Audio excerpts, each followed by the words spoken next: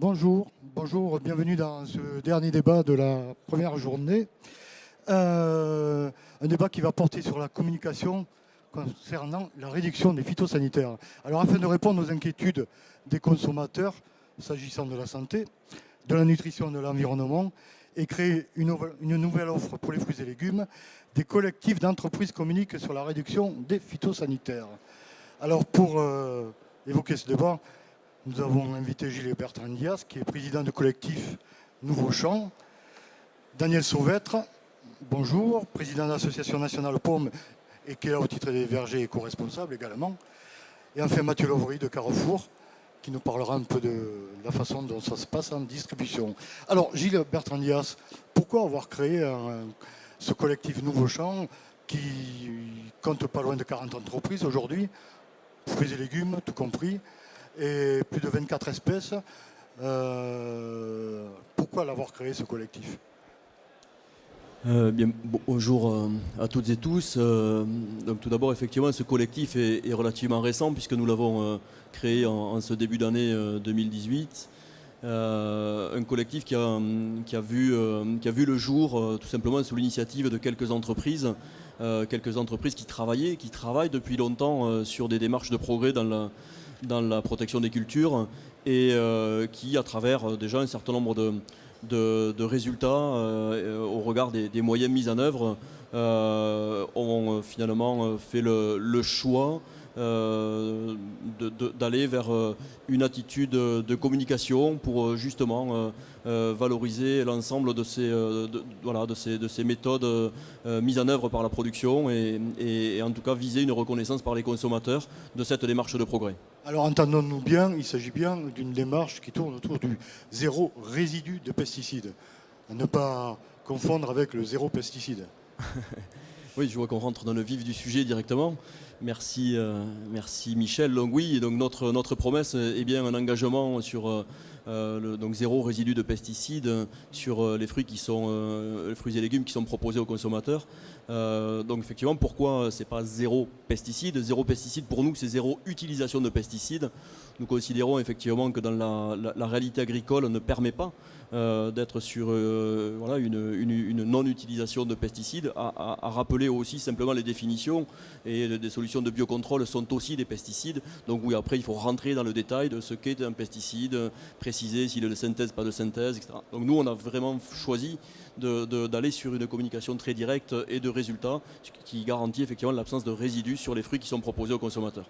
Ouais, justement, l'Association française des biotechnologies végétales a déclaré récemment que réduire de 50% les phytos est impossible sans l'amélioration des plantes. Donc, Alors oui, puisque dans notre démarche, je le disais, c'est une démarche de progrès qui vise à utiliser finalement l'ensemble des moyens qui sont aujourd'hui à la disposition du raisonnement d'une stratégie de protection des cultures, d'une stratégie technique.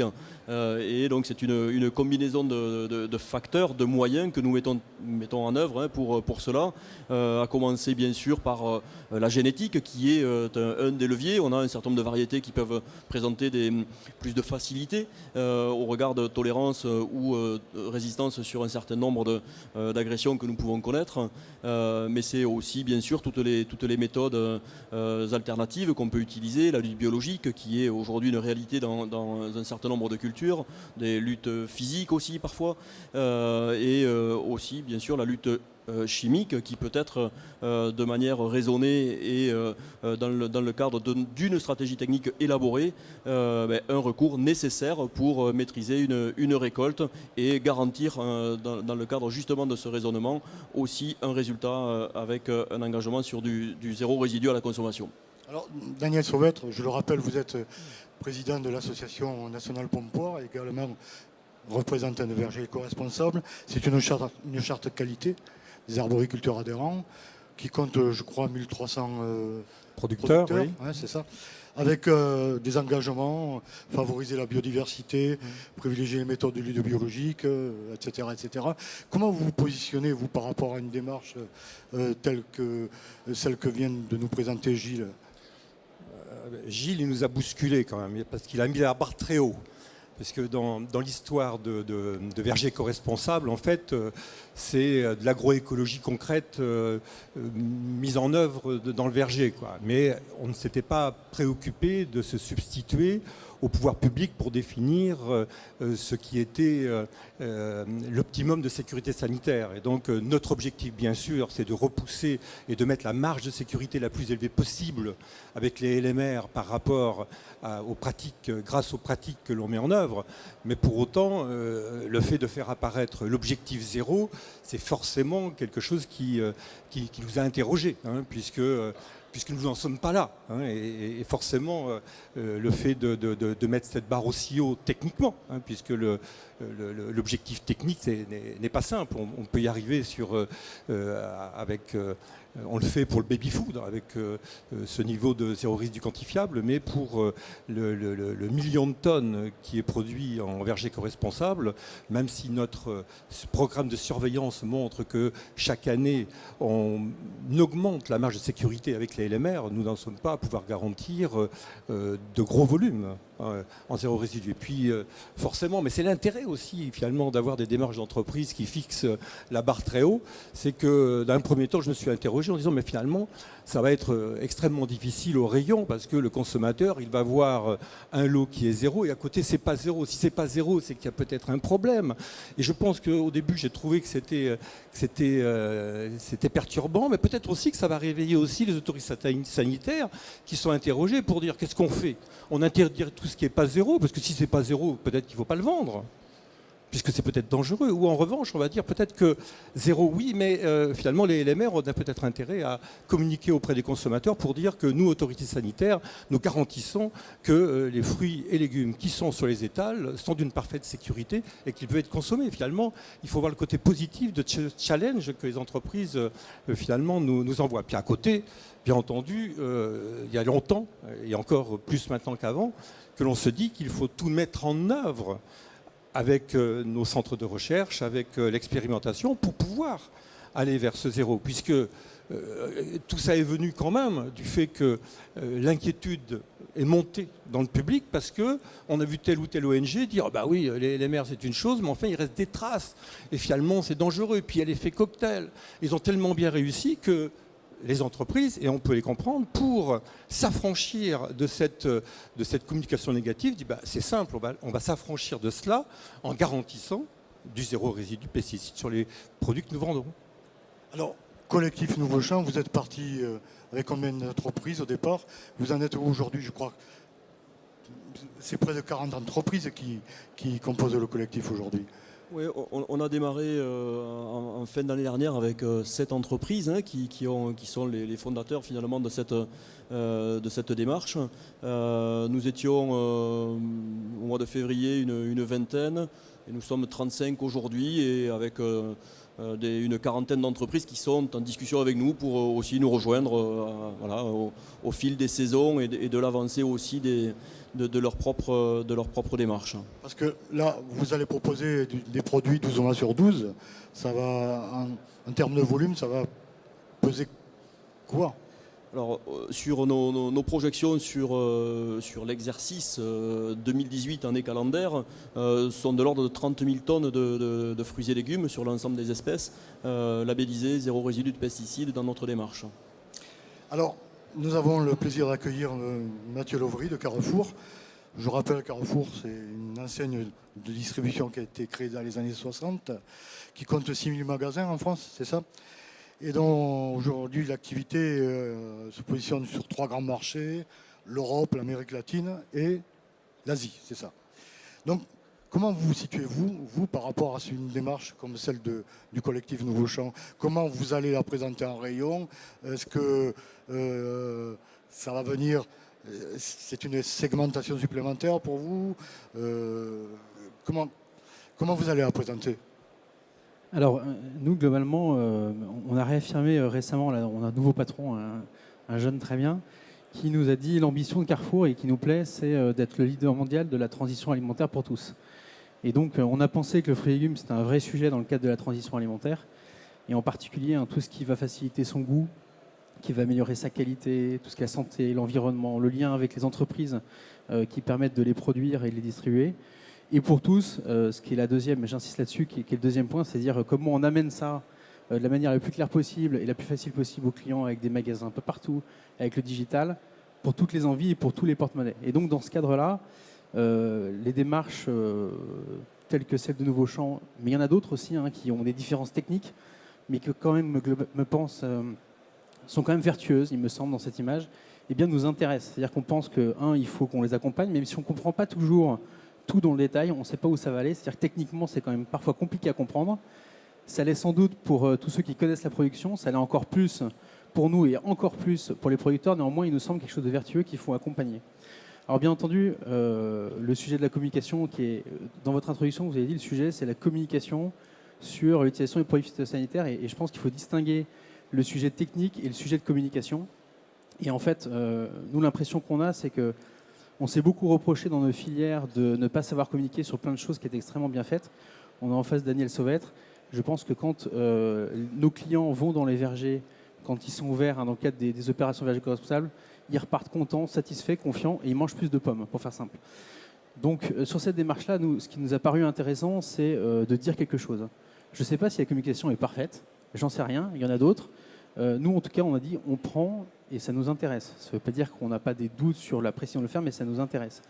Et donc, on a souhaité les positionner dans nos rayons en substitution de certains produits. C'est-à-dire qu'il y a une offre qui est quand même pléthorique. Il y a le bio qu'on a développé très fort, qui correspond à certains produits, à certaines envies de nos clients, à certains porte-monnaies, en tout cas à certains arbitrages de prix. Et on a décidé, donc certains produits, de mettre ce produit, zéro résidu de pesticides, ou d'autres à la place d'autres. Donc je donne un exemple. On a toujours vendu de la cocktail 500 chez Carrefour. Et bien maintenant, la tomate cocktail 500 grammes, eh bien, c'est celle-là. Et c'est un parti pris qu'on a voulu vis-à-vis de nos clients. Et on a pu le faire aussi puisque il faut évidemment parler du porte-monnaie. Et donc, je crois que ça a été dit dans la conférence précédente, on sait que certains de nos clients vont être prêts à mettre une certaine valeur ajoutée autour d'un produit, mais dans certaines limites. Eh bien, c'est quelque chose qu'on doit prendre en compte. C'est-à-dire que, notamment le positionnement par rapport au bio, fait que peut-être certains produits sont difficiles à vendre aujourd'hui en bio et le seront dans ces démarches-là. Justement, un de vos messages quand même au travers du collectif Nouveau Champ, c'est celui de créer une nouvelle offre, booster et développer la consommation des fruits et légumes, mais la valorisation dans tout ça.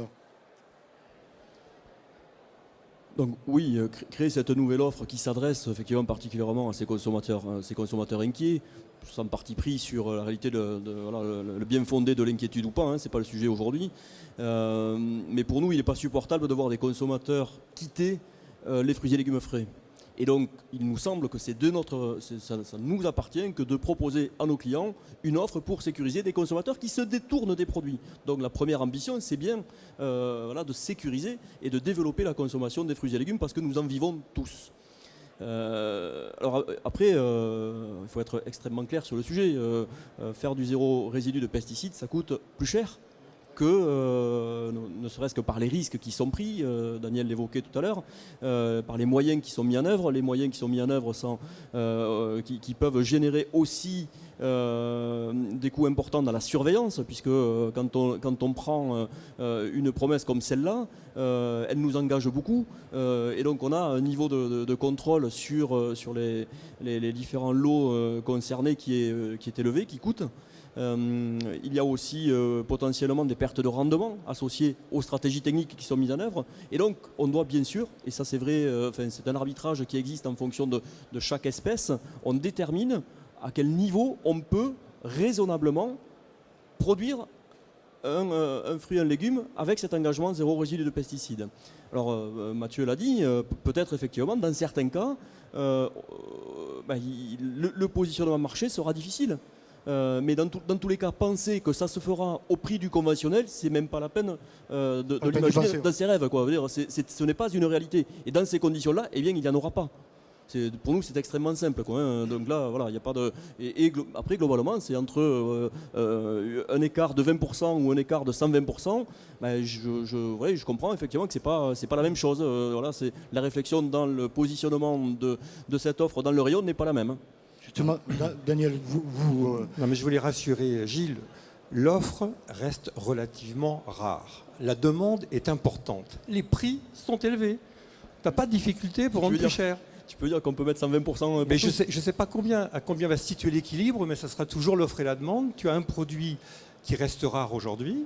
Il y a une demande qui te dit qu'elle est intéressée. Je ne sais pas où se situe l'équilibre, mais c'est sans doute bien au-dessus le prix conventionnel. Mais bon, il ne faut pas que j'intervienne dans la politique nouveau champ. Hein. On est quand même dans des pratiques culturelles qui existent depuis quelque temps déjà, notamment, bon, vous êtes directeur général de Rougeline, bon, un gros faiseur de tomates quand même, sous abri. Bon, le zéro résidu de pesticides, c'est quand même plus facile à réaliser sur de la tomate sous abri qu'avec de la pomme plein air comme on a fait. Qu'est-ce que tu veux dire par là? Non, il n'y a aucun sous-entendu. Non, mais c'est vrai. Non, mais c'est vrai. Je crois que l'analyse a été faite. Chaque fruit, chaque légume a une situation particulière au regard de ses contraintes de culture pour obtenir des fruits sains, loyaux et marchands. Et donc, chaque produit a donc à travailler sur son itinéraire pour s'approcher de l'objectif ou l'atteindre. Alors, Mathieu Lovry, on a parlé de valorisation. Est-ce que Carrefour, aujourd'hui, est prêt à, on va dire, à payer un peu plus cher de la tomate, zéro résidu pesticide? On est prêt à le faire puisqu'on l'a déjà fait. En fait, je crois que le sujet principal, c'est de comment le client le perçoit. C'est-à-dire que globalement, quand vous vendez un produit, si le client perçoit une valeur ajoutée qui est importante pour lui, c'est pas forcément un problème de monter le prix. Alors il y a des limites, etc. Et tout le sujet, c'est la perception. Enfin, il y a des produits sur lesquels il y a un travail extraordinaire qui fait depuis longtemps, sauf qu'on ne sait pas bien le dire. Donc c'est difficile de le valoriser. Et donc, que ce soit en production, en magasin, etc., les prix ne sont pas toujours ceux attendus. Et on le connaît, nous, on a une marque qui s'appelle les filières qualité Carrefour, qui rejoint qui sont très communes avec les cahiers à charge, par exemple, de la NPP, et sur lesquels, dès lors qu'on arrive à mieux expliquer les choses, et bien comme par hasard, non seulement on en vend plus, et en plus on peut mieux valoriser les choses, et ça veut dire aussi qu'on peut faire un meilleur retour aux producteurs. Et donc dans le cadre de Nouveau Champ, donc ces produits, on les a mis dans nos magasins, donc c'est très concret, hein, parce que le client, à un moment, c'est lui qui décide. Hein. À nous de bien lui expliquer, mais c'est lui qui décide, et ça a marché. C'est-à-dire que les produits, il les a achetés, ça a développé du volume, donc c'est que visiblement, ça l'a intéressé. C'est quand même le meilleur sujet. Après, ce qui est important aussi, c'est que nous, ça nous amène aussi à changer, à faire évoluer nos pratiques commerciales. C'est-à-dire qu'on parle beaucoup de contractualisation aujourd'hui, de capacité à avoir à plus long terme sur le prix, sur les volumes, ce qui me semble-t-il important pour organiser tout ça. Et ça, on doit profiter de cette opportunité pour le faire. Donc je parlais de... Alors je sors du sujet, mais je parlais sur les filières qui étaient Carrefour, lorsque on fait vraiment évoluer un produit sur le côté agroécologique, ce qui comporte du risque, etc. Et bien on essaie de l'accompagner d'une contractualisation de volume et de prix avec une valeur ajoutée spécifique. Justement, on en parlait tout à l'heure, vous me disiez, vous me parliez de démarche vertueuse et de socle de demain. La démarche zéro résidu pesticide, pour vous, c'est le socle de demain pour commercialiser des produits qui intéressent les consommateurs, puisque c'est les termes que vous avez utilisés. Ça intéresse les consommateurs. Oui, effectivement, nous on pense qu'on imagine peut-être dans 5 ou 10 ans, ces démarches-là, ou équivalentes, et il y en a qui ont d'autres noms, seront le socle de demain. Comme, je sais pas, moi quand j'étais petit dans les fruits et légumes, il y avait des produits certifiés, de la carotte et je sais plus quoi. Aujourd'hui, toutes les carottes qu'on a dans le rayon, elles répondent à ces attentes-là. Donc on pense que c'est le socle de demain. Après, je ne sais pas à quelle période, ce que la production pourra faire, etc., comment le client accueillera, mais pour nous, c'est le socle de demain. Ce qui est certain quand même, c'est que la réalité d'aujourd'hui, je ne reviens pas sur ce qu'a dit Daniel, n'est pas celle-là. Il est évident que l'ensemble de la production française, quelle qu'elle soit, travaille pour améliorer l'ensemble des pratiques de la protection des cultures. Tout tiendra, cette évolution qui sera plus ou moins rapide tiendra compte aussi de notre propre capacité à investir plus fortement dans des stratégies alternatives, innovantes. Globalement, on a aussi besoin de moyens pour ça. Et globalement, c'est un facteur limitant dans la filière parce que nos budgets d'innovation sont relativement faibles au regard des enjeux qui sont ceux que la société aimerait toucher tout de suite aujourd'hui. Donc il faut aussi avoir conscience de ça. Donc bien sûr, n'importe quel paysan aimerait pouvoir protéger ses cultures sans avoir recours à voilà, des pesticides qui, soi-disant, encore une fois, parti pris, polluent l'environnement, la santé, etc., etc. C'est une évidence. Après, est-ce qu'on a les moyens de le faire aujourd'hui? La réalité à grande échelle, c'est non. Est-ce qu'il y a aujourd'hui des situations dans lesquelles on peut le faire avec des résultats? La réponse c'est oui. Est-ce que notre ambition est bien d'aller plus loin? C'est oui. Est-ce qu'on a besoin de moyens pour le faire et de partager ça oui avec nos clients? C'est oui. Et est-ce qu'on a besoin de trouver de la valeur pour nos produits pour le faire? C'est oui. S'il n'y a pas ça, ça n'avancera pas. Les choses sont extrêmement claires sur le sujet. Et je reviens sur ce que je disais en introduction quand même. La motivation que nous avons aussi à rentrer dans ces démarches-là, c'est enfin changer de posture pour parler des sujets. Voilà, parce qu'on en a quand même ras-le-bol de passer pour les pollueurs de la planète. Oui, et de vous mettre systématiquement en opposition au bio, quoi. Alors que, pardon, on fait des choses qui sont, je pense, extrêmement sérieuses, avec de vrais progrès. Voilà, je ne reviens pas sur le travail qui est fait au niveau des AOP, la charte qui est proposée au niveau de l'arboriculture, verger éco-responsable, est une démarche qui, dans nos stratégies, nous sécurise énormément. C'est pas pour rien si nos arboriculteurs qui sont dans le zéro résidu sont vergers éco-responsables. C'est parce qu'ils sont sur ce chemin déjà depuis longtemps. Et sauf qu'on a quand même des difficultés, Daniel, à exprimer ça. Et même si Mathieu dit, quand on a effectivement des consommateurs qui viennent dans nos rayons, qui viennent dans nos serres, qui viennent visiter nos cultures et qui arrivent avec des idées reçues, et quand on a la chance de pouvoir leur parler pendant 1 heure, eh bien on les a convaincus. On leur a montré que l'idée reçue n'était pas celle-là. Et on est fiers de notre métier. Oui. Et on a besoin de le dire. Et on a besoin de porte-voix pour cela. C'est important. Daniel, les vergers éco-responsables, ça existe depuis combien de temps? Eh bien, en fait, on a commencé la charte date de 95. En fait, c'est plus de 20 ans. Aujourd'hui, le nom verger éco-responsable est plus récent puisqu'il n'a que 10 ans. Mais la démarche remonte à 20 ans. Ça veut dire que pour faire bouger maintenant 23-24 000 hectares et avoir un système qualité, cette agroécologie concrète en verger, eh bien, il faut du temps. Ça ne se fait pas.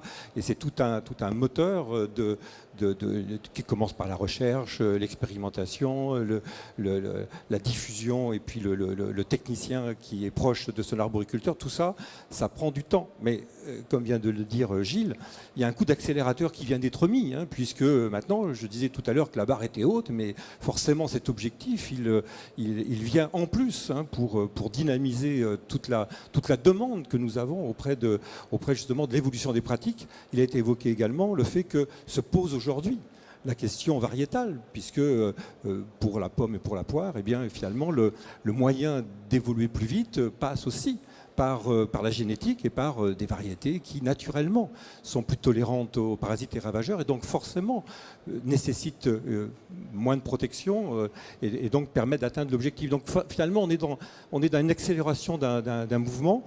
Moi, je reste droit dans mes bottes, si j'ose dire, avec verger éco-responsable en disant on a 22 000 hectares, peut-être 23 000 bientôt, avec l'idée que tous ensemble, nous devons garantir pour chacune des pommes qui est vendue que chaque consommateur soit bien convaincu que l'arboriculteur qui est derrière, qui l'a produit, a fait un excellent travail et qu'il amène des garanties sur le travail qu'il a accompli. Et si dans l'ensemble, on a des compétiteurs qui, parce que le marché, de par la segmentation que l'on peut obtenir et la valorisation qu'on peut obtenir, atteignent le Graal, arrivent à mettre sur le marché un produit dont ils peuvent certifier qu'il y a zéro résidu quantifiable et que le marché l'attend. Encore une fois, tu as dit, on n'est pas là pour se prononcer pour l'utilité, la nécessité réelle en termes sanitaires, mais bon, voilà, ce segment de marché est apparu. Donc, en fait, moi, je constate une accélération finalement de l'agroécologie concrète dans nos vergers, et puis également dans les serres ou dans les champs ou dans tous les vergers.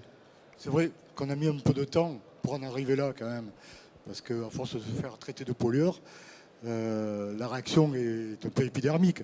Moi, j'ai une question, comment on va rendre tout ça lisible auprès des consommateurs?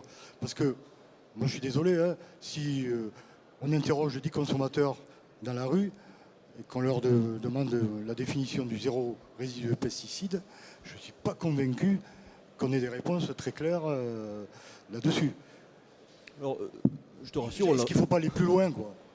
Alors, on n'en a pas interrogé 1000, mais on en a interrogé un certain nombre, puisque ça fait quand même partie des outils qui sont à notre disposition avant de rentrer dans des démarches comme celle-là. Donc on est passé par voilà, des études conso, in situ, dans les rayons voilà, de distributeurs qui justement proposaient des fruits et légumes zéro résidu. On a interrogé les consommateurs sur justement la perception et la compréhension qu'ils ont de la démarche.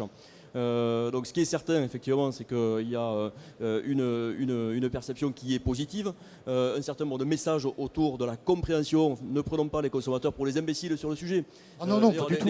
Les mots parlent d'eux-mêmes, et c'est aussi le choix que nous avons fait, c'est d'avoir une communication extrêmement simple, extrêmement directe sur, encore une fois, une promesse qui nous engage, mais voilà, où c'est pas des phrases incompréhensibles où on enrobe les choses. On est au contraire dans quelque chose de très direct, et ça c'est plutôt une attente des consommateurs.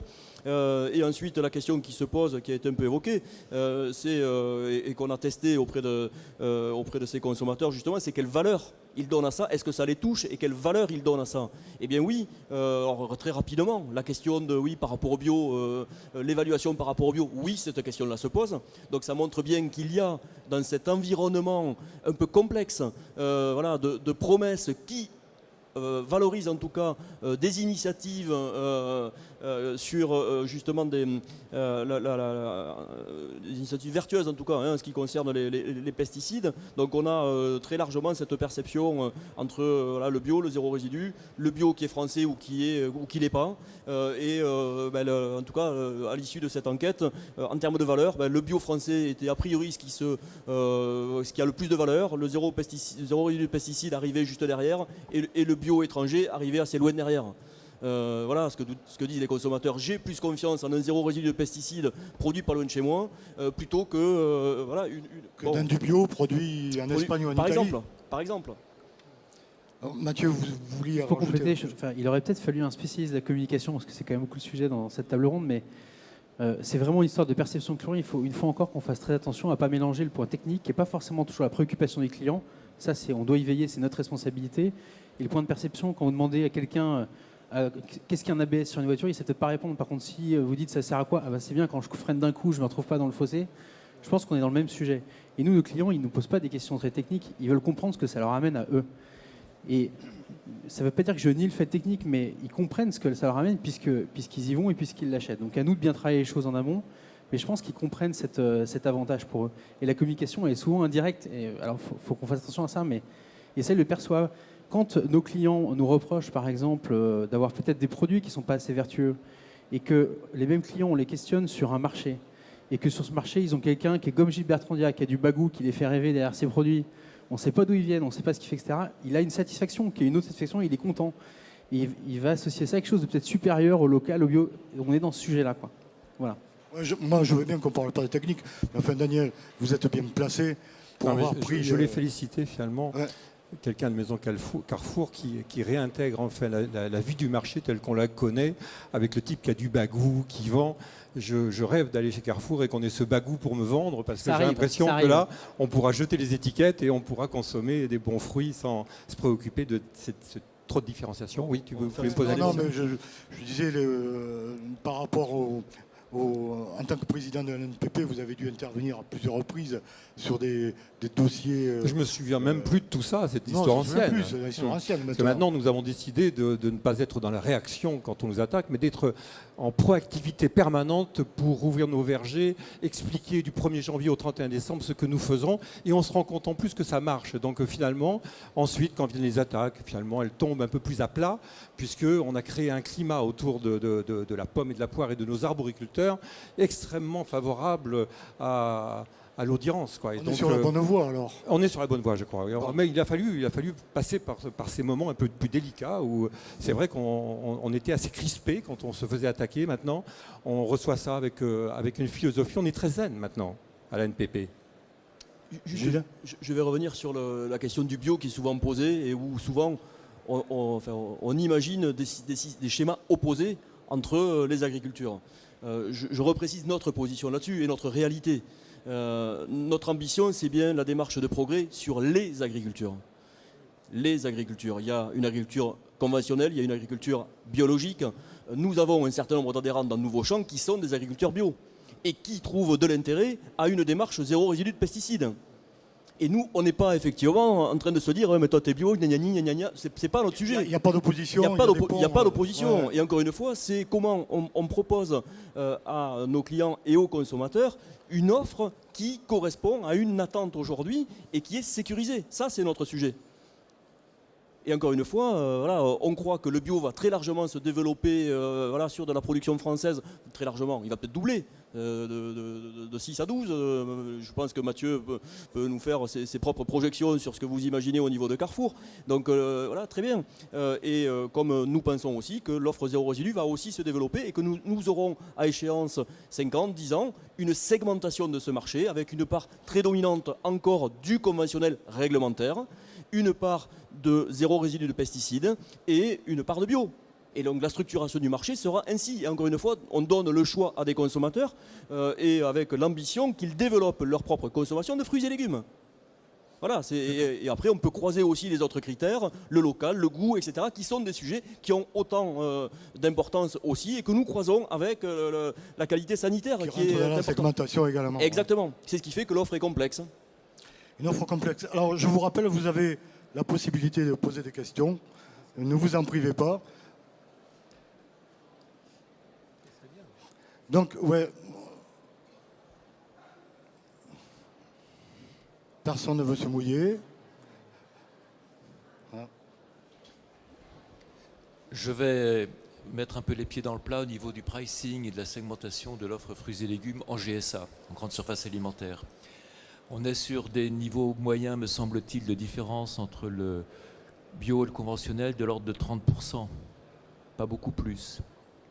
Comment on positionne, quand il y a déjà l'offre bio et l'offre conventionnelle, le produit zéro résidu dans cette fourchette-là? Est-ce que cette fourchette peut permettre de différencier, de donner du sens et de rémunérer le producteur, comme naturellement peut le souhaiter Gilbert Andias? Je réponds d'autorité, mais je ne sais pas si on va répondre. Là-dessus, effectivement, alors l'écart moyen, il est un petit peu supérieur à ça, en tout cas chez nous, entre le bio et le conventionnel. Et surtout, il est très variable en fonction des produits. C'est-à-dire qu'effectivement, sur certains produits, peut-être, ça va être difficile de trouver un créneau entre les deux. Et là, il faudra choisir, et ce que j'évoquais tout à l'heure, sur le fait de dire qu'est-ce que demain on va proposer à nos clients. Et après, c'est un choix de commerçant. Mais sur d'autres produits, il y a quand même des produits aujourd'hui où il y a une offre conventionnelle à un prix de 100, une offre bio à un prix de 200, et parfois une offre bio qui n'est pas existante ou qui n'est pas française parce qu'on manque de production ou techniquement il y a un sujet. Et donc dans ce cas-là, tout naturellement, la place se trouve bien. Donc je pense que la réponse, elle se fait produit après produit. C'est pour ça que nous, on ne souhaite pas, par exemple, imaginer un îlot de produits zéro résidu de pesticides. Non, c'est au sein de l'offre d'un produit, d'un besoin. Je veux une tomate. Et bien voilà, j'ai différentes réponses à différents moments de l'année. Donc c'est une réponse un peu de normand que je fais, mais c'est adapté à chaque marché. Et comme je disais tout à l'heure, dans le cadre de ce qui est en train d'être fait, et c'est très concret là, parce qu'on a des produits, on a des prix, on le fait aussi sur les filières qualité Carrefour, mais il y a des produits où on se dit on ne va pas y arriver. C'est-à-dire qu'avec la proposition économique, commerciale qui existe, on ne va pas y arriver, donc on va faire autre chose. Daniel, une réaction? La question de Jean est extrêmement pertinente pour la pomme, par exemple, puisque pour la pomme, on a l'option bio, et en plus, on voit aujourd'hui les conversions des plantations, l'augmentation de l'offre de pommes bio va réellement augmenter très très sensiblement dans les années qui viennent. Et en plus, la performance technique pour la production en bio s'améliore d'année en année, donc on va sans doute avoir des équilibres de marché qui, je l'espère, garderont une différence très, très significative, mais qui peut être de l'ordre de ce qu'a évoqué Jean. Et donc, à partir de là, la démarche zéro résidu avec recherche de valorisation qui est justifiée par le coût de revient supplémentaire, il me semble qu'on verra quand même sans doute l'offre bio se développer beaucoup plus. Au détriment de... Pas au détriment, mais disons, il sera plus difficile de faire apparaître la nécessité d'une offre zéro résidu compte tenu de l'opportunité qu'il y a et de l'intérêt qu'il y a à produire bio en pommes. Une réaction, Gilles, là-dessus? Oui, tout ça, ce sont des projections. On verra la réalité. Peut-être qu'on fera plus de pommes zéro résidu que de pommes bio dans la réalité. C'est aussi une hypothèse. Je peux être plus précis. J'ai fait un relevé de prix tout récemment dans une enseigne dont je tairai le nom, sur un produit qui ne vous concerne pas directement, c'est l'orange.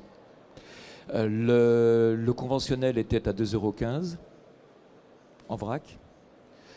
Le bio était à 2,49 € en unité 4 fruits, mais il y avait 900 grammes de fruits. Et le zéro résidu, parce qu'il y en avait, était à 2,49 € le kilo. Voilà, donc là, dans ce cas précis, la fourchette est étroite, je suis consommateur, quel choix je fais, quels arbitrages je fais, ça ne me paraît pas très lisible et pas très compréhensible. Et c'est du factuel. Hein. Mathieu, une réponse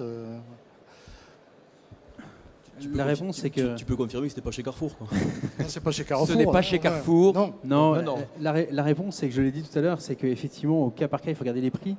En fait, il est possible que dans notre esprit ou celui des clients, le bio, ce soit le full option et le zéro pesticide, ce soit peut-être le truc entre les deux. On peut imaginer ça. Et donc, en effet, dans ce cas-là, on peut imaginer qu'il faut qu'on ait cette cohérence de prix par rapport à ça.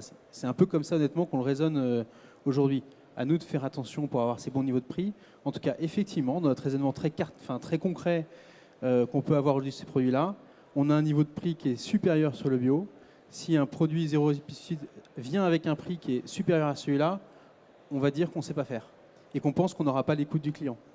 Par contre, je réinsiste sur une chose, c'est qu'en tout cas, nous, dans nos magasins, contrairement à ce qu'on pourrait imaginer, les clients ne sont souvent pas des obsessionnels que du bio ou que du conventionnel ou que du zéro pesticide. Ils mixent.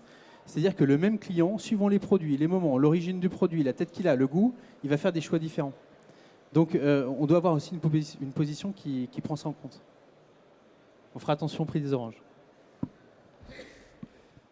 Une autre réaction à cette question? Non. Écoutez, on pourrait en parler encore très très longtemps.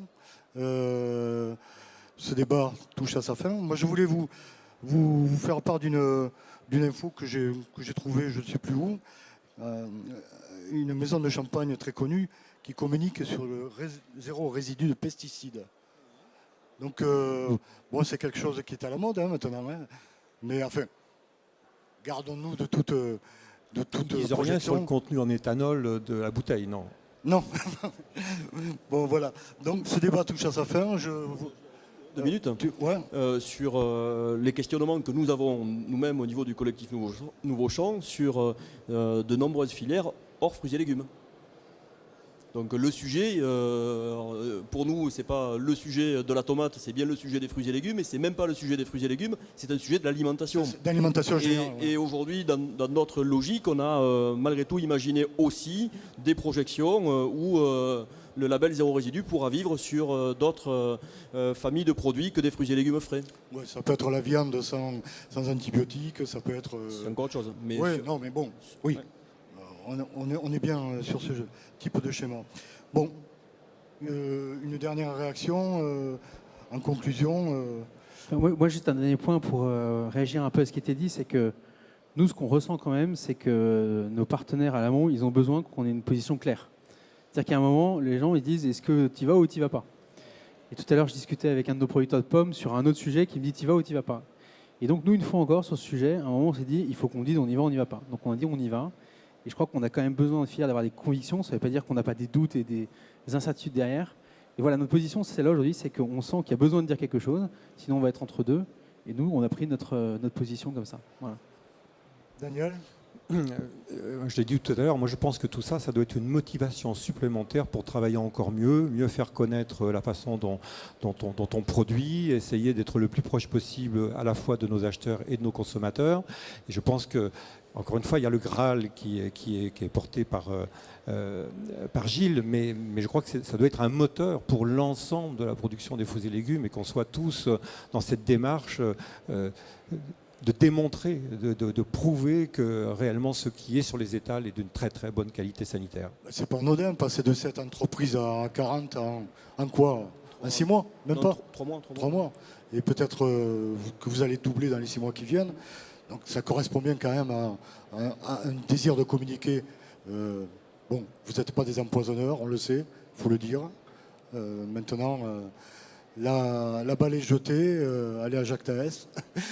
Merci d'avoir participé à ce débat, en tous les cas, qui en appellera certainement d'autres.